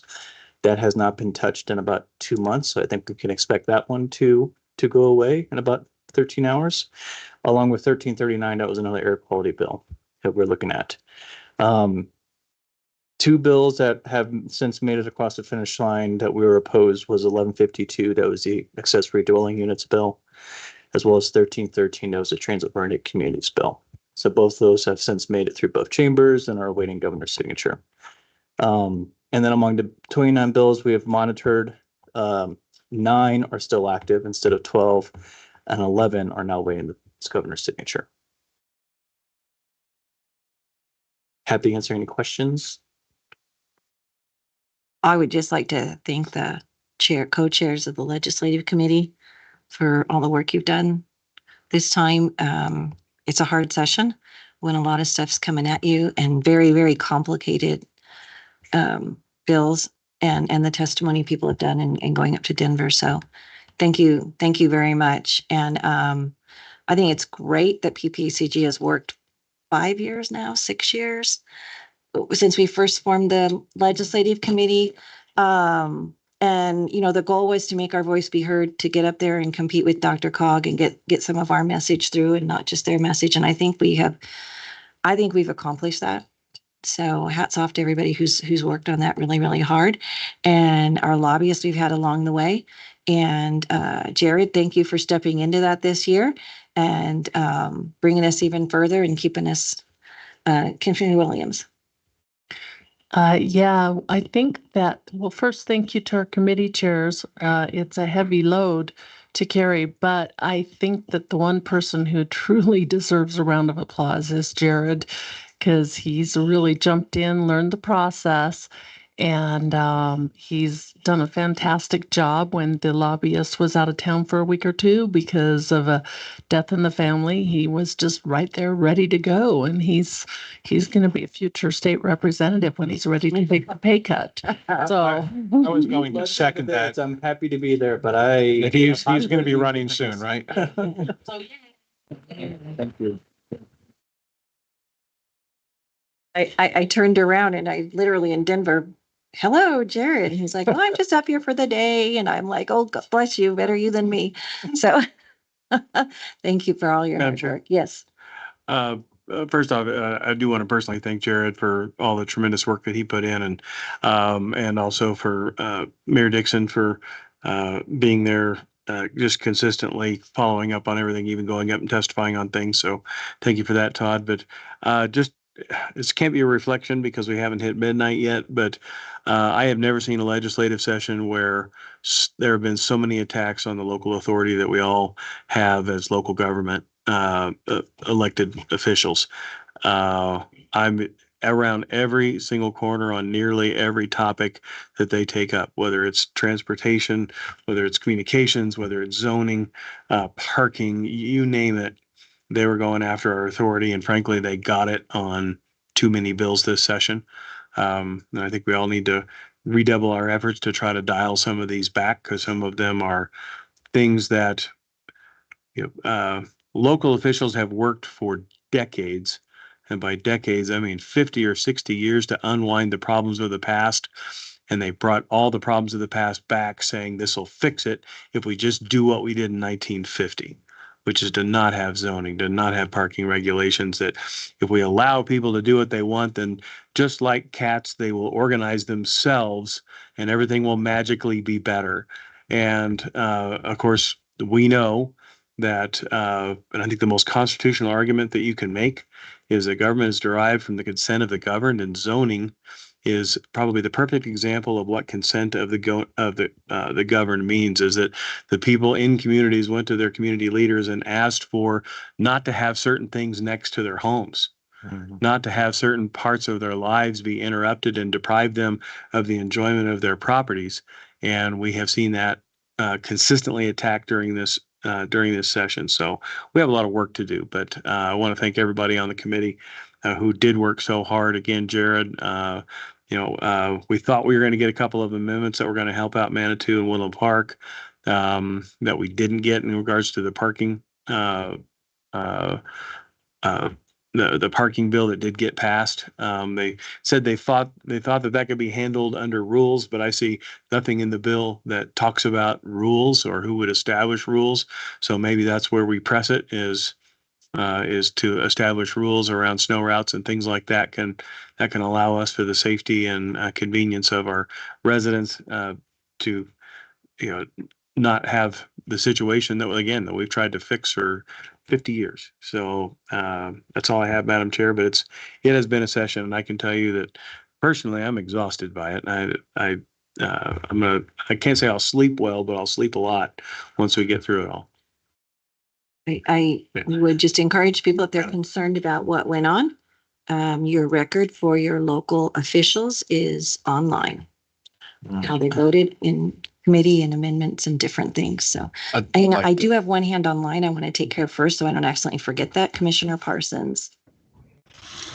Thank you. I wanted to bring something up that was about CDOT and how CDOT takes positions on bills, because I think a lot of these bills, whether they, that we're talking about, several of them have transportation related, or some of the housing bills, involved CDOT and transportation, and CDOT spoke in favor and endorsed several bills. And I just want to go on the record with PPACG to let you know that CDOT's positions on bills is determined from a staffing role from the executive director's team in the governor's office. I just want to be clear that when it says CDOT endorses bills, that is not necessarily that the commissioners support those bills. So this is a first for me to be on a board where policy decisions like that are managed at a staff level versus a board level. And myself and several other commissioners have been working through a better understanding of how that works. And I imagine we'll be revisiting that topic throughout this calendar year and before the next legislative session. So I just wanted to be clear that just because you see a CDOT endorsement on some of these bills does not mean the commissioners took a position of support. So I just wanted that to be on the record. Thank you. I'm not sure who had their hand up first. Okay, Commissioner Vanderwith. Yes, thank you. And I appreciate the commissioner's comments with regard to the legislative session. I would like to provide a little bit more feedback too.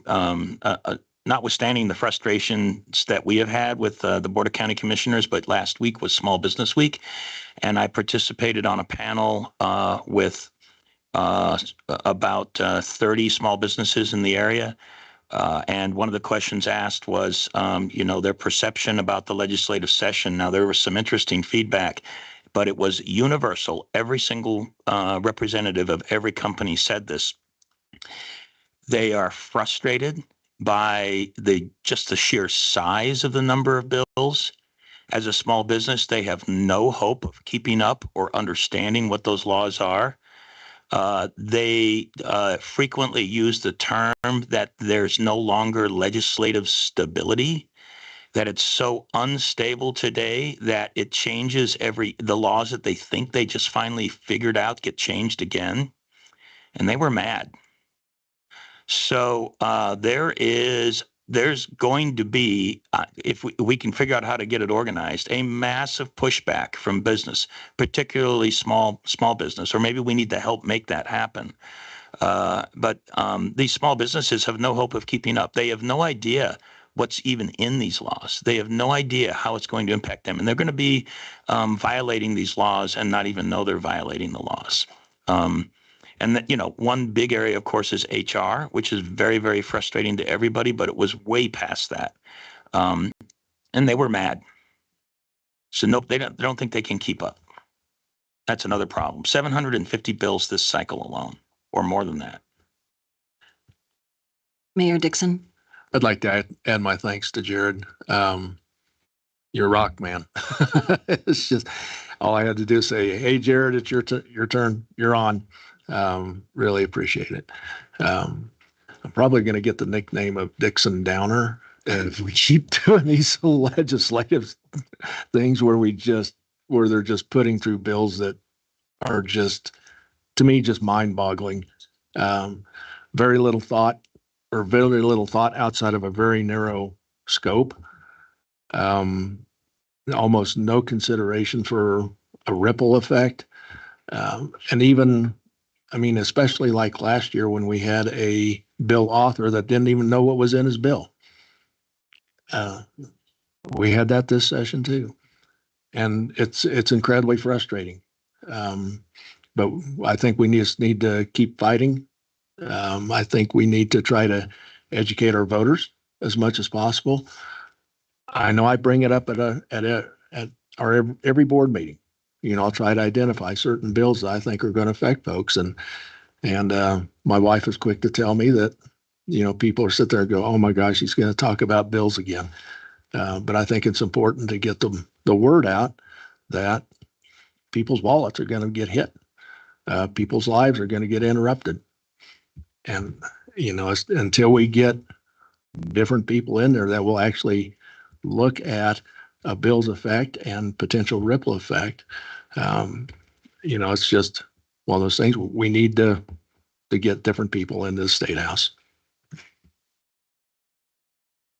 Member Donaldson? Yeah, thanks, Madam Chair. I also want to thank Jared. He did, I was surprised at how much work he did, Jared. It was a tremendous amount, like keeping our tracker together, and the amount of information you had in your head on different bills. So thanks very much.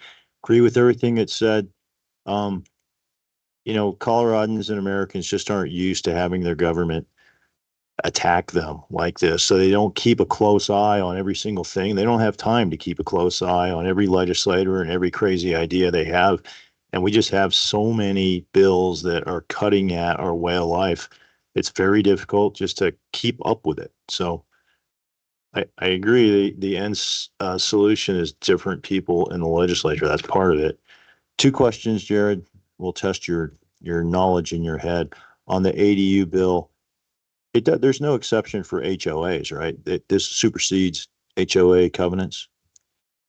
I believe so, but without seeing the amendments in front of me, just scanning the amendments, I didn't see anything that was substantially changing. It was changing, you know, I'll use the example of, you know, if it was 50%, now it's 40% or something along those lines. It was not substantially changing the crux of the bill. It's just around the edges.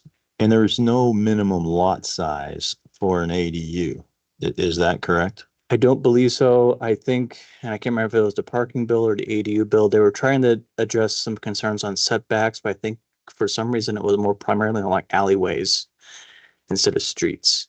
I mean, there's fire considerations if you jam another structure in between two homes or access for utilities and others. But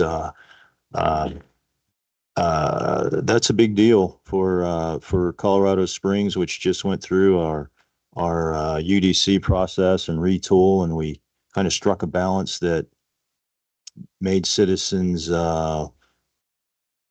feel their government had responded to what they wanted, to have it overridden. You know, and it's just the idea. You used to be able to make fun of things if it was one size fits all, you know, because that's obviously a dumb idea, one size fits all. But that's the kind of the overriding theme is no parking requirements, no zoning to have differences in ADU. So thank you again. And don't forget about no occupancy limits also. Wasn't there a exception for things like the sanitation systems because of the no occupancy limits and the ADUs? I think there was something about the ADUs and the sanitation systems not being able to handle additional load, if you will. So that was addressed. I remember listening to floor debate on the House side on that, and the bill sponsors said it again. That's what they said. I'm just repeating back. So don't shoot the messenger. But they said that it would still be within a municipality or county authority to say, listen, the sewer is at capacity. We're not going to allow any more permits, ADUs or otherwise.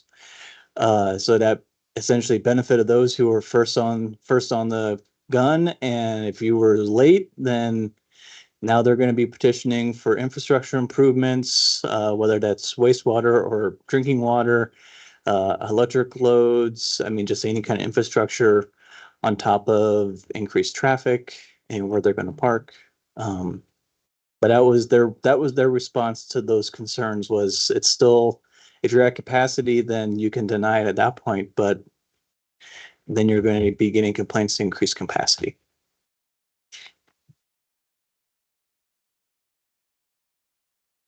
And if I can, we did have a few updates. I was going really quickly through some bills, but Did we rabbit trail you? yeah, Go well, ahead. I just want to highlight a few bills that we were able to make less bad. So 1304, that was the minimum parking requirements bill. As initially proposed, it was no parking minimums, doesn't matter, and that's it. It has since changed to where it's on new multifamily developments within a quarter mile of a transit stop that has a 30-minute headway. So that does significantly pull back from the initial blanket no parking minimums, which I believe should help, especially our mountain communities.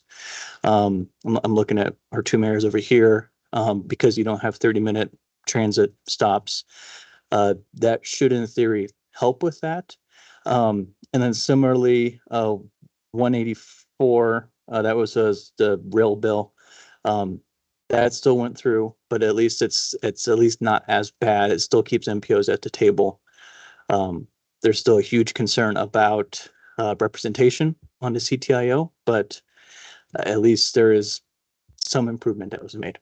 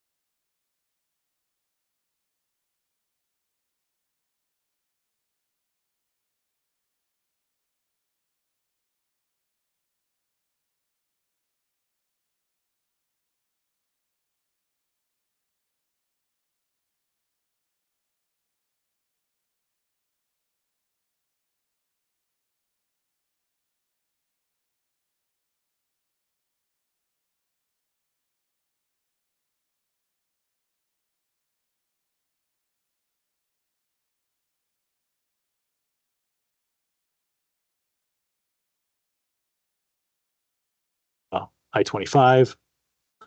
That's 2025 construction along with 67D north of Woodland Park. We're hoping to re-advertise that in the fall. Although I think there's some follow-up discussions we're going to have with this group and with PPACG all together on the funding on that. I'm not sure if Shane had a chance to introduce that on Friday when he met with you all or not, but we need to, there's some more funding we're going to need if we're going to get that project re-advertised. And then 24A resurfacing divide.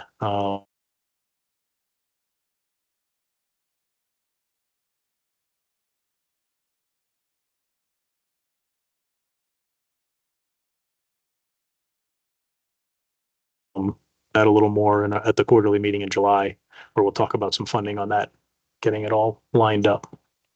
I can answer any questions. Question? Anybody? Yes. Yes, thank you. Gosh, I'm going to give you more credit than what you even have on the chart. You've got an active construction contract on construction contract on 115 south of Carson right now. Yeah. And I don't see it on that list as an active construction project. So, you're correct. It's technically in the Central Front Range, although I have some projects on here that are in Central Range. So you're right. yeah. So just for whatever it's worth, I'd recommend you add that. I did meet with several of the residents that are down in that area over the weekend, and they're really excited and thrilled that you're doing that work. But they did give me, an additional piece of feedback, so I just wanted to share that with you. The road's going to be great. You've widened some bridges. You're going to enhance safety. There's no question about that. You're putting in a center left turn lane, which will allow vehicles to decelerate or accelerate going in the opposite, going in one direction. And that's really, really important there because the trucks that are carrying the gravel into the Colorado Springs area from the quarries. But there doesn't seem to be any evidence of, on the outside sides of the road, particularly on the west side, an acceleration or deceleration lane so that people can get off the highway to decelerate so they can do their 90-degree turn into the residential areas, or to have an acceleration lane that can get them up to speed before they enter the highway. So one of the scary parts about that area was not having an extra lane where they can accelerate and decelerate. They had to go right out onto the highway lane in order to accelerate. And maybe there's a plan to do that, but I drove down there over the weekend and I didn't see it. So is there a plan to do that? No. I mean, the bottom line is, the scope of the work has been very well established for years now. And it was a project that ran pretty significantly over the initial budgets as well. So you're correct in that a lot of those, just simply don't meet warrants and stuff like that meet the volumes that really, would say that it's cost effective to put in those acceleration lanes on the right-hand side. Yeah, and don't get me wrong, they're grateful for the construction, but they did remind me about their friends that have died on that highway. So they still have a strong interest in just getting that acceleration, deceleration lane on the west side. Yeah, and the bottom line is grades and issues in that area make it particularly challenging on in a lot of those locations to actually get the earthwork and stuff like that in for that. So yeah, I would just ask if you take that feedback back. Yeah, the gratitude and the lanes. Yeah, we're definitely looking at future projects though in the area to continue the resurfacing and even the improvement. Really, other than the concrete pavement section, everything that's asphalt pavement is really if you will, a kind of temporary fix. We need to get concrete in there and get those future improvements in probably within about 10 years to really keep that road going. So. Yeah, thank you. And at least part of it is concrete. So you have put some concrete in there, which is good. Yeah. Thanks.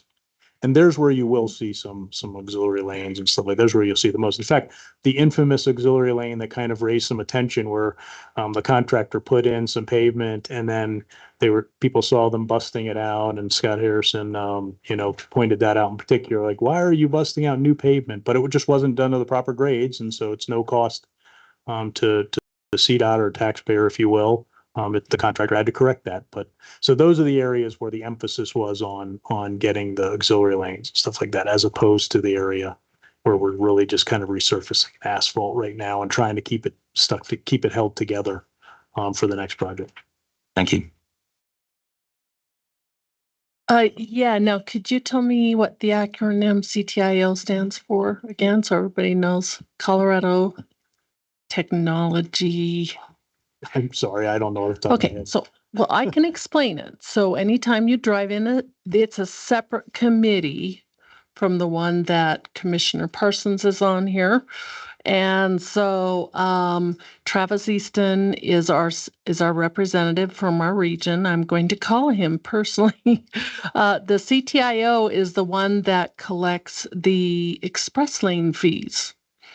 And they've hired a quote unquote back office, which takes the sends out the nice little notices when you've done an uh-oh and crossed into an express lane when you shouldn't. They are 6 months behind. Do you know how hard it is to track down on your calendar? Why? I mean, at least your red light cameras in the city of Colorado Springs are just 2 weeks behind. I got both of those tickets, sorry. And I think that 6 months behind is totally unacceptable, and I'm going to recommend to him that they privatize the back office of the CTIO. They went to a big dog and pony show to tell us why they needed it not privatized, and it just flat out needs to be privatized, because if they're 6 months behind, someone's not working. So that's just my formal complaint that you don't have to answer, John, because it's not directed at you. Thank you. See if I can pass it on. Colorado Transportation Investment Office. Yes, and they're the ones that collect those fines when you goof. And I mean, I had to call my sister and say, when did I come visit you? I mean, the time I spent trying to figure out where I was going on this one day was just ridiculous. So I've seen one of those though. If it will give you a ticket if you for example, if you weave into it midway, it'll say you're in it midway, but you weren't in it at the front, and it'll show you a picture of what you were in the normal lane, at the beginning of it. And well, it didn't show the full pictures, but for the record, for the longest time, the ones on I-25 were not charging. And so there's still people weaving in and out of those all the time. And these are the ones on I-225 West up to the mountains. And they do give you a ticket, but since their back office is not privatized, you better keep a list on your calendar when you are driving places in those express lanes, because you might get a ticket. And how do you go to court and argue a ticket 6 months later? I do not know. So, pet peeve of the day. Today's pet peeve of the day. but I will encourage, don't cross the solid lines. Councilmember Donaldson. Yeah, thanks, Madam Chair. Just a couple things on the red light cameras at intersections in Colorado Springs. I do want to point out they're not really my red light cameras. They're the city's.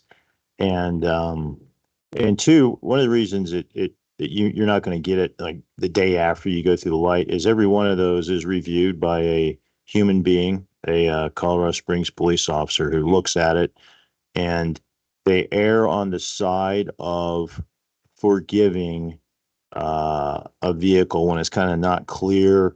Did they clearly go in when it was red, or was it still yellow, or did they stop at their little bit of their car, get out in the intersection? They're always going to decide in favor of the driver and not send forth a ticket. And also, anybody who receives one of those can come down to the courthouse. There's a number on there, and go look at the footage yourself.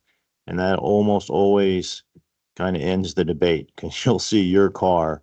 Now, it might be your daughter, your son, or your wife, or somebody driving the car, but you'll see your car doing what is you've been told it did. So, that's helpful for citizens to know that it's not just a light flashes and then you get something in the mail. That's why it does take a little bit of time. No, I remember the oopsie on that one. And they send you 4 separate pictures. I don't know what I was doing. I know where every one of them is on my rides to and from places. And I remember the oopsie on that one, but this one just blew me away. So, but, most people will say, well, if you learn how to drive right, you might not get one. Commissioner Williams, we will not have cameras in monuments, so feel free to come up anytime you want. We don't have them in El Paso County, and we don't like bike lanes. in El Jared, Paso did that County. bill pass where CDOT You wanted can to put run red lights cameras on in other cities. their highways?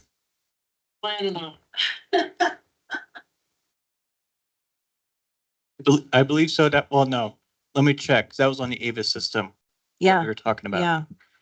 Yeah, okay. Madam Chair, just a quick question. Yes, Thank you. Just very briefly on the red light camera thing. And while I'm not a big fan of it, I mean, we know they're there and so forth. But it does seem to me that sometimes the amount of time between going from green to yellow to red is not long enough for that particular road that's operating at a particular highway speed. And I don't know why, but I seem to have this uncanny ability to always be right at the exact spot where you have a hard time making a decision about whether to jam on the brakes and have somebody rear end you or go through the traffic light. That happens to me 10 times a month. And it's hard for me to judge what the timing is for the yellow light, which actually is a component of whether you slam on the brakes or continue through. So how do we be better at that? Because I'm not so sure the timing's that good on some of these lights. And I can tell you that Colorado Springs, how that works is the timing, how long that light stays yellow. It's the same as all the other intersections, whether it has a red light camera or not. It's based on what the speed is approaching the intersection, right? If the speed is 45 miles an hour, you're going to have a longer yellow light, which makes sense because you're traveling faster. You need more time. If it's 25 miles an hour, it's a shorter yellow light. Our traffic folks will go out and check if citizens think a light is not the yellow isn't going as long as it's supposed to. They'll go check, but they're not reduced where the red light cameras are. And it could be just an issue with indecisiveness, Commissioner, when you can't decide what to do. That's just a joke. can we get back to John? Yeah. Well, these are, a lot of people have questions. I don't really favor these Avis cameras we're about to vote on it for speeding here in town, only in certain zones. I don't think it's really going to reduce collisions. And I am going to ask for CSPD to come and show us the data because those red light cameras went into intersections where we had higher collisions, we had deaths, things like that. The idea is it's going to reduce those. If it's not reducing those, then we need to reevaluate it, but I believe it has. Jared? So I just want to make sure we're aware that Commissioner Parsons has a hand raised. Yes. Just want to make sure that was Senate Bill 195, which is awaiting the governor's signature. Okay, great.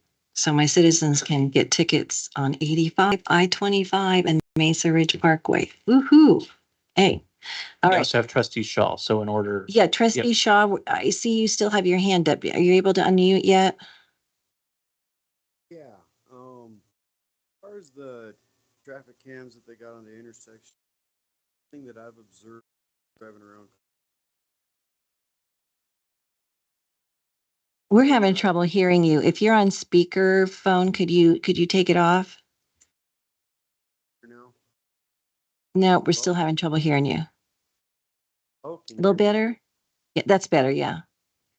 Okay, one of the things that driving in traffic brings, they set it to the timing of the lights. In all actuality, the traffic and keep somebody from coming up behind you and the driver instances go with the flow of traffic. Lights are timed for flowing decisiveness, brakes and getting in an accident. Okay, we're having a little trouble hearing you. I believe your comments are on timing of lights and people jamming on their brakes and getting rear-ended. Yeah, the traffic flow is always faster than they set those lights to the speed limit because traffic is faster than what. Right.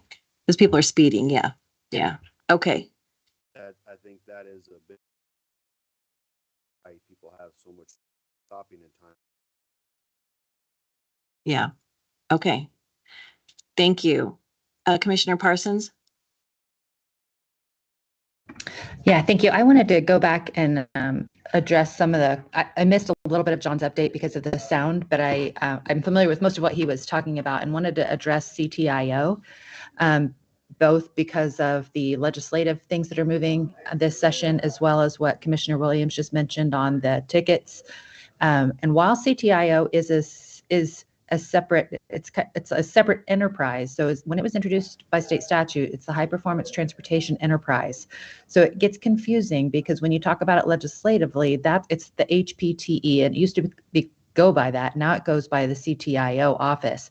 It's an enterprise, and that's managed within CDOT. So even though it is separate, we get updates, pretty significant updates every month on CTIO and all that's working and how that's all happening. So I just want people to know that you can reach out to me if you have questions or challenges about CTIO, because I do talk to the executive director, Piper Darlington, every month, and I'm familiar with kind of what's happening there. Also, state statute requires there be three members of CDOT commission on that committee. I am not one of those, but it is my number one request. I'm a new commissioner, so I didn't, and they used to prioritize CDOT commissioner seats on that based on where their tolls originated. At the time, they were all Denver based. That's no longer the case.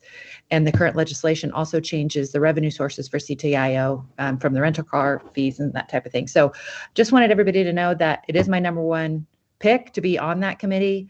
I'll keep trying. And until then, Travis and I talk quite a lot, and I follow it very closely with the executive director. And the CDOT chair, Karen Stewart, is also the chair of CTIO. So she and I talk about it a lot as well. So please don't hesitate and know that I'm very interested in watching what happens with CTIO.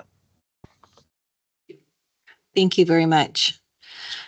Okay, everybody, I have some comments. I'm going to take off my chairman hat. I'm going to put on my mayor hat. We're really appreciative of all the construction going on around town, but it took me an hour and a half yesterday to get home from Colorado Springs downtown area. Between the construction on Academy, MAMSIP, I tried going the back route. I went to Las Vegas, which detoured me right into the center of the construction because Las Vegas is shut. I ended up being detoured onto Circle, which took me over to Venatucci. So I had to go down Highway 85, and then the construction under the Academy Bridge, where the 4 lanes are now down to 1 lane. And I sat there for 30 minutes trying to just get from where you go over the bridge on I-25 there on Venatucci to the Las Vegas light. And when I got to going 50 miles an hour, when I finally got down to the city of Fountain, I was ecstatic till I got to the accident on the bridge and couldn't get around it. And our citizens are dealing with that on a daily basis. MAMSIP project, Academy is tore up. You can't take Academy because the city of Colorado Springs has it tore up all the way to who knows wherever. Now Circle is tore up. You can't use Circle. You can't hardly get onto Hancock. Now Las Vegas, the bridge is blocked. And now you're telling me, I mean, we're going miles out of our way to detour onto Powers to avoid all that construction so we can get up and down the valley in a timely manner. And now you're telling me you're going to start construction on Powers in July. There has got to be some type of regional coordination it almost seems like attacking the whole south end of the valley. I mean, it's just, there are just times you cannot get around town, and it's taking us. This morning, I was in your parking lot here at 8:05. to allow for an hour's worth of traffic for me to just get up here this morning. Brought a book with me, went through some emails and relaxed in the parking lot, which was really great because today's a nice day. But our citizens are extremely, extremely frustrated by having, you can't, that's not realistic. You can't always plan every single day an extra hour just to get up to Colorado Springs. I'm just putting on my mayor's hat and bringing it up because you talk about aggressive driving. You're seeing people sitting on the freeway, sitting places for 45 minutes. We're going to get aggressive driving, right? And so I think that's maybe a bigger board decision. We need to have at some point, but people are not able to get around town. And I'm thinking of the appointments when my son is getting picked up with Envita, and I got the call. They normally pick him up at 7:45. I got a call here this morning at 9:05 that they were finally there to pick him up. And I thought, oh, well, maybe the traffic that I hit this morning is finally gone by now. And so the extenuating circumstances are really going out everywhere, regionally wide. And it's just becoming very, very frustrating. And I don't know. I don't know how we deal with it because everybody's got money and projects and they want to get them done and then they get behind. But Yeah, it's just reality what my citizens are dealing with on a daily basis. Well, and just one thought, John Leosados isn't here today, but I can chat with John, and maybe it's a TAC conversation where they can talk about construction phasing and coordination, at least get it on everybody's radar, and maybe we have a master schedule of what's happening when at a more detailed level. But yeah, we'd be happy to kick that to the TAC and see if they can dig into this a little bit. Yeah, and I appreciate the weekly updates that CDOT is putting out. I feel like I should know what's going on. I can't even understand them half the time, all the roads and things that are going to be, this is going to be open and that's going to be open and this is closed tonight, but it's not closed tomorrow night and it's closed on Wednesday from, midnight to 6. And then Thursday it's closed from, 3 to 7. And it just, this is not on you at all. This is just daily reality that we are dealing with. And it shouldn't take, I have a friend that works up in Colorado Springs and almost several times a week, I'm like, oh, I'm going north. I don't know how you're going to get home down to Security, but don't take any of the freeways. Don't take 85. Don't take Academy. Good luck getting home to Security. Yeah. It's valuable feedback, and I'll just, And one thing I could say is that we've got 240, I think 3 million is the number of dollars worth of projects. I know, this and year, and Region 2 is the number one. And for CDOT, for CDOT, Right. Region 2 has the Right. most dollars of projects anticipated for 2024. Of Right. Any region 1. So yeah. Well, we may there's a have to lot. bring in, send the food trucks and send the milk truck down because we can't get out of town, And Mayor, yes. I'll just say, that's a good problem to have. And like I said, yeah. I don't want to sound like I'm complaining, but we need to deal with the reality, right, of what some of us are dealing with. I like the idea of the TAC, maybe trying to work with all of the providers of road construction, city, county, PPRTA, CDOT. I would imagine there's a reasonable amount of good coordination going on now, but it's not a bad idea to just see if there's a little more we could do in that arena and just see if that can help. And just as an aside, Highway 85 between Mesa Ridge Parkway and Academy is just a mess again. The rain we've had and the frost and freeze, all the potholes are just, we're playing dodge the pothole again. So, yeah. Okay. And like I said, it's not a complaint. It's just a reality of what we're dealing with. Yeah, I'll address Mayor Thompson since that's the hat you have on. Okay.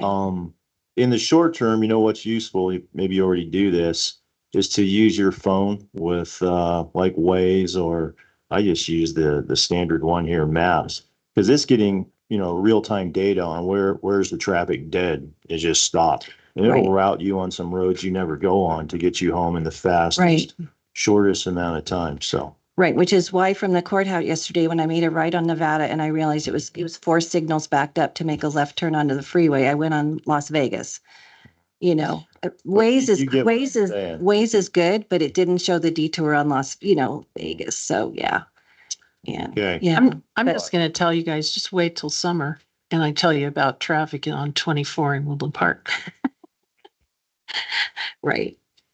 I like the idea, and you bringing it up with TAC though, and seeing if we can kind of, I mean, I almost cried when Colorado Springs said they were going to start working on Circle. I'm like, I get you got the money, but man, we've been all using Circle to detour around. I do love that signal y'all put when you get off on Union with the left turn. I guess that's like a green tea thing you guys put on there with the signal. And that is great to be able to get a left turn off there when you get off of, what is it, 24 on the Union. That's really a big improvement.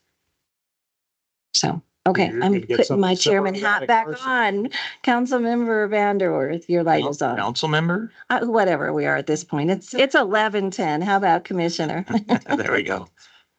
Yeah, we have Andy's report to go still. Did you have another comment? Because your light's on. No. We're John in the hot seat, huh? Thanks, So, John. Thank you, John. Thank you. All right. All right. We are on.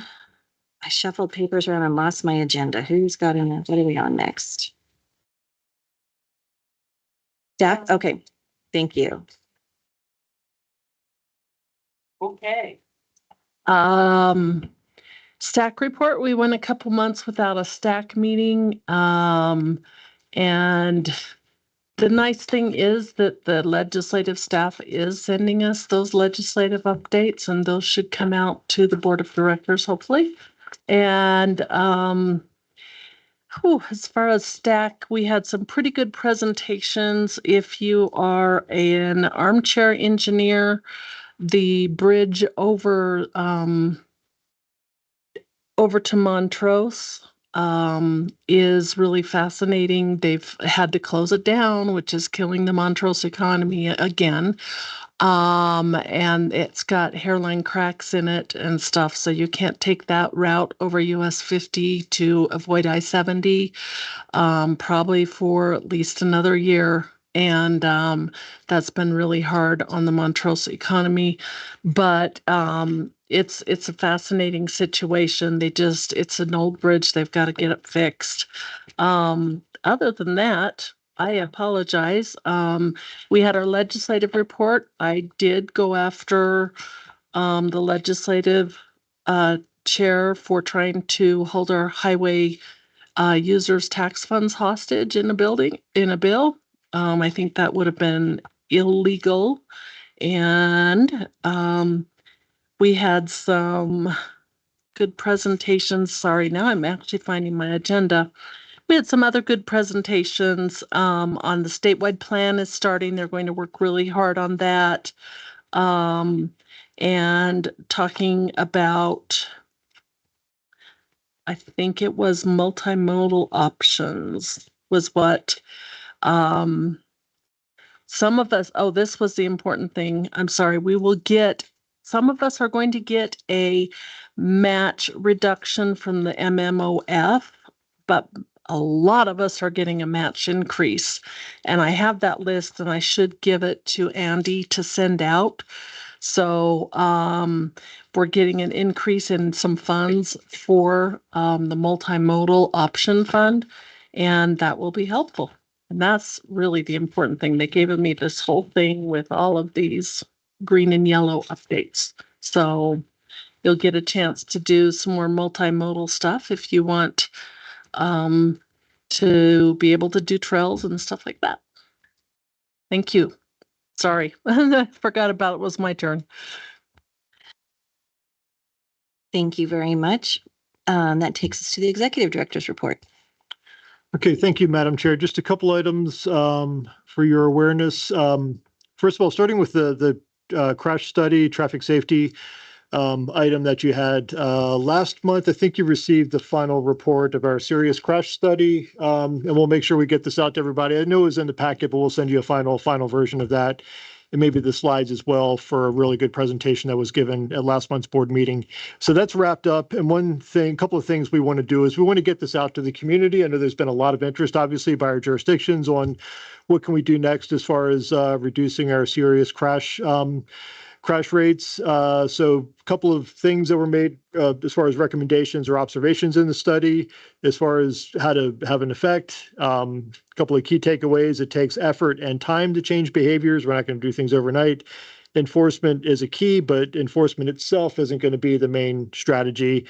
And the third item is that a real strategic approach includes enforcement, education, engineering, and then results should be evaluated over an appropriate time frame. So it's gonna take some effort. One thing we'd like to do, we're gonna put this on the website, but then also Jared and John and I talked about maybe doing a press release and then holding a media event with folks that have been involved with this, may involve some board members as well.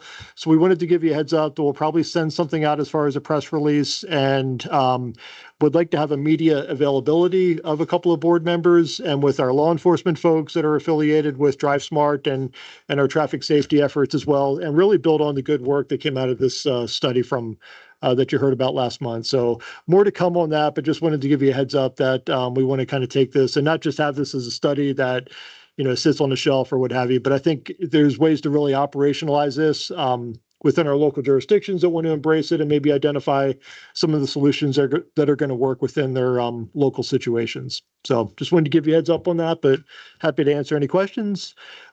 Second item is, and Paul may still be here in the audience as well. Just wanted to let you know, we're scheduling a wildfire preparedness event public meeting on Thursday, June 6th from 5 to 8 p.m. at the Woodman Valley Elementary School, with really a focus on wildfire preparedness on the southern end of the USAFA boundary. There have been some issues there, concerns about accessibility and egress and so forth in the event that there's a bad wildfire event. So we're going to use this as sort of an educational session. I think we've got Colorado Springs Fire Department's going to be there, El Paso County emergency response folks, and PPROEM will be there as well. We've had good conversations with Andrew and his team. So using it as a kind of an information sharing event, but also make sure that USAFA folks are there as well to kind of talk about concerns that they have along that portion of the border as well. Paul, anything I'm missing there?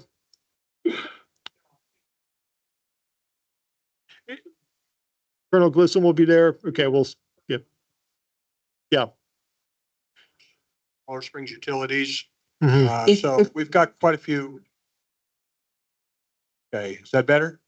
All right, so we've got quite a few people speaking. We'll have 5 different speakers, but we'll have booths from Humane Society, Red Cross, like 10 or 12 different booths, and it'll be kind of family oriented. So you're all welcome to it. Yeah, and we'll send out the notice once we have that available as well, but you'll probably see some press around that as well. So just wanted to make sure that you were aware. And then finally, I'll just mention that going to be out next week on medical leave and then remote week after that. Should be back in the saddle right after Memorial Day. While I'm out, we've got an awesome team, and our awesome finance director, Carol McBroom, will be in charge. This place runs itself and they won't barely miss me. But if you have any questions or need anything, Carol is going to be in charge in my absence. But anticipate things will be fairly smooth. So, but yeah, you know how to reach out to Carol. I'll make sure you've got her contact info in case any questions come up. But that's all I've got. Just take the time you need. Okay. All righty. Madam Chair, could I just verify, is there a date, Andy, for the event at Woodman Valley School? Thursday, June 6th in the evening. D-Day, okay. Yes, just, okay. All right, Okay. thank you. Any member entity announcements? Yeah, I actually have an open invitation for any directors.